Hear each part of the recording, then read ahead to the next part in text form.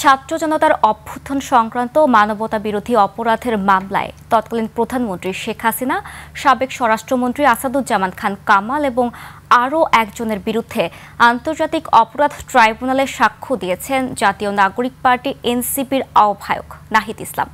দুপুরে ট্রাইব্যুনালে উপস্থিত হন নাহিদ ইসলাম। তিনি জানান, এ মামলায় তার সাক্ষ্য গ্রহণ 2 দিনের মধ্যে শেষ হবে।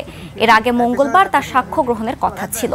ওই দিন ট্রাইব্যুনালে উপস্থিত হলেও মাহমুদুর রহমানের স্টেট ডিফেন্স আইনজীবীর জেরা শেষ না হওয়ায় নাহিদের সাক্ষ্য গ্রহণ সম্ভব হয়নি।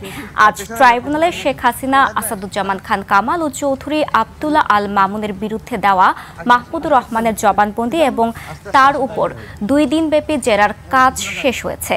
জুলাই-আগস্টের হত্যাযোগ্য মামলায় সাবেক প্রধানমন্ত্রী শেখ হাসিনা, স্বরাষ্ট্রমন্ত্রী আসাদুজ্জামান খান কামাল এবং চৌধুরী আব্দুল্লাহ আল মামুনের বিচার প্রায় শেষ পর্যায়ে পৌঁছেছে।